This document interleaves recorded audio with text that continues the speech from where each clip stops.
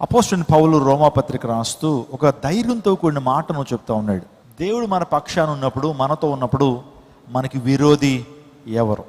క్వశ్చన్కి మీరే ఆన్సర్ చేయాలి. విరోధి ఎవరు? ఎవరుండరు. దేవుడు మన పక్షాన ఉన్నప్పుడు మన విరోధులను కూడా ఆయన మిత్రులుగా మార్చేటువంటి దేవుడు. నీకు విరోధంగా రూపించబడిన ఆయుధం వర్ధిల్లదు. యెషయా గ్రంథము 15:17 నీకు విరోధముగా రూపించబడిన ఆయుధం వర్ధిల్లదు అన్నాడు. No weapon formed against you shall prosper. నీకు విరోధముగా ఒకవేళ సాతానుడు నీ జీవితంలో అనారోగ్యాన్ని ఒక ఆయుధంగా నీ మీద ప్రయోగిస్తున్నట్లయితే అది నిలబడదు. ఒకవేళ నీ మీద పిటిషన్స్ వేయబడుతుంటే అది నిలవదు. నీ జీవితంలో సాతానుడు అపవాది శక్తులను, దురాత్మ శక్తులను నీ మీద ప్రయోగిస్తున్న అవి నిలబడవు. అమెరికా దేశంలో అద్భుతమైన పరిచయం చేస్తున్నటువంటి దైవజనుడు ఉన్నాడు. ఆయన ఆఫ్రికాలో ఎక్కువగా దేవుని సువార్తను ప్రకటించేటువంటి వాడు.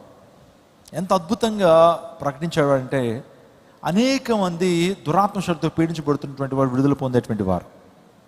ఆఫ్రికా దేశం అనేక క్రూసైడ్స్ ఆయన నిర్వహించారు.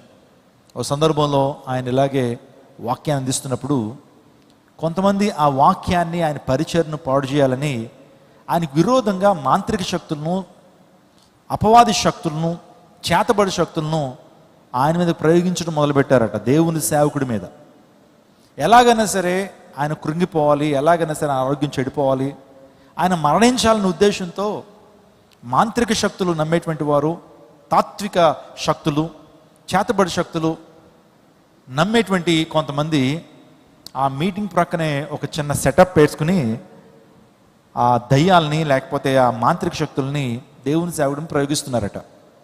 ఎప్పుడైతే దేవుని సేవకుడు యేసయ్య నామం ఎప్పుడైతే ప్రొనౌన్స్ చేస్తున్నాడో, యేసయ్య నామాన్ని ఎప్పుడైతే ప్రకటిస్తున్నాడో, in the name of Jesus అని ఎప్పుడైతే ప్రకటిస్తున్నాడో, ఆ దయ్యాలు ఎవరైతే ప్రయోగిస్తున్నారో వారు ఒక 4-5 అడుగులు ఎగిరి కింద పడుతూ ఉండేటువంటి వారట. ఆశ్చర్యం అనిపించేది. ఏంటి ఆ నామాన్ని పలుకుతున్నప్పుడు మాలో ఇటువంటి ప్రతిఘటన వస్తుంది ఏంటి? ఆయనకి మీదకి ఎన్ని అయితే మాంత్రిక శక్తులు ప్రయోగిస్తున్నామో అవి రిటర్న్ అవుతున్నాయి. నిజంగా ఆయన ఆరాధిస్తున్నటువంటి దేవుడు చాలా గొప్పవాడు. ఆ యేసు నామం చాలా శక్తివంతమైనది అని ఆ మాంత్రిక శక్తులు ప్రయోగించేటువంటి వారు దేవుని సేవకుడి దగ్గరికి వచ్చి ఆయన పాదాల మీద సాష్టాంగపడి, అయ్యా మీరు పూజిస్తున్నటువంటి దేవుడు గొప్పవాడు, మీరు ఆరాధిస్తున్న దేవుడు అన్ని మాంత్రిక శక్తుల కంటే, దయ్యపు శక్తుల కంటే గొప్పవాడు అని వారు ప్రభువుకి వారి జీవితాన్ని సమర్పించారట. ఎందుకు మాట చెప్పానంటే ఈ ప్రపంచంలో యేసయ్య నామం శక్తివంతమైనటువంటి నామం, యేసయ్య నామం ప్రభావవంతమైనటువంటి నామం. యేసయ్య నామంలో శక్తి ఉంది, యేసయ్య నామంలో విడుదల ఉంది, యేసయ్య నామంలో స్వస్థత ఉంది, యేసయ్య నామంలో ఆదరణ ఉంది, యేసయ్య నామంలో అభిషేకం ఉంది, యేసయ్య నామంలో ఆశీర్వాదం ఉంది. ఆ నామాన్ని మనం ఎప్పుడైతే విశ్వాసంతో ఉచ్చరిస్తామో అద్భుతాలు మన జీవితంలో పొందుకుంటాం. ఎస్తేరు గ్రంథంలో ఎస్తేరు గురించి మనకు తెలుసు. తన పిన తండ్రి అయినటువంటి మొర్దెకై, వారిద్దరి మీదకి ఒక దుష్ట స్వభావం కలిగినటువంటి హామాను ఎస్తేర్ని ఎలాగైనా గద్దె దిగ్గించాలా, వీళ్ళేంటి రాణి అయిపోవటం, ఎస్తేరేంటి రాణి అయిపోవటం అని చెప్పి క్రోధంతో, అసూయతో హామాను మొర్దెకై మీద పన్నాగాని పన్నాడు. మొర్దెకైని ఎలాగన్నా చంపాలి, ఉరికమ్మ ఎక్కించాలని 50 మూరల ఉరికమ్మాన్ని త్రవ్వాడు. త్రవితే అద్భుతం ఏంటి తెలుసండి, దేవాది దేవుడు తను మొర్దెకై మీదకి ఏదైతే ఆపద, ఏదైతే పన్నాగాని పన్నాడో ఆ పన్నాగం బెడిసికొట్టింది. ఏ ఉరి శిక్షణ అయితే, ఉరికమ్మాన్ని అయితే తవ్వాడో అదే ఉరికమ్మలో ఆ వ్యక్తి ఉరి తీయబడతాడు. ఎందుకు మాట చెప్పానంటే నీకు విరోధంగా రూపించబడిన ఆయుధం వర్ధిల్లన్నాడు. ఎవడు తీసుకున్న గోతులో వాడే పడతాడు. ఎప్పుడు పడతాడు తెలుసండి, నీవు నీ జీవితాన్ని ప్రభుకు సమర్పించినప్పుడు, ప్రభు కొరకు నువ్వు జీవించినప్పుడు. మొర్దెకై భక్తిహీనుడిగా ఉంటే అద్భుతం జరిగి ఉండేటువంటిది కాదు. మొర్దెకై దేవుని భయభక్తులు కలిగి లేకపోయినట్లయితే అద్భుతాన్ని పొందుకునేటువంటి వాడు కాదు. మొర్దెకై ఒక గొప్ప దేవుని ఆరాధకుడిగా కనబడుతుంటాడు.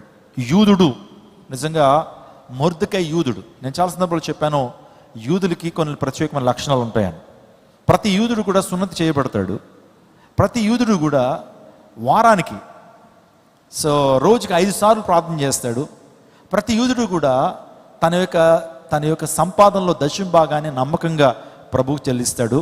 ఇంకో మాట చెప్పాలంటే ఉపవాసం, వారానికి 2 సార్లు ఉపవాసం ఉంటాడు యూదుడు. సో ఈ యొక్క మొర్దెకై కూడా యూదుడుగా ఉన్నాడు, దేవుని భక్తులు కలిగినటువంటి వాడు. అందుని బట్టి తన మీదకి రూపించబడిన ఏ ఆయుధం కూడా వర్ధిల్లబడలేదు.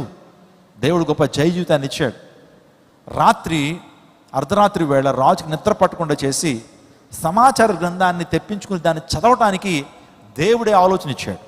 ఆలోచన చేయండి, దేవుడు తగిన కాలం ముందు ఆయన స్పందించేటువంటి వాడు, ఆయన తగిన కాలం ముందు ప్రతిస్పందించేటువంటి వాడు. Is a climax hero. ఏసే ఎవరు?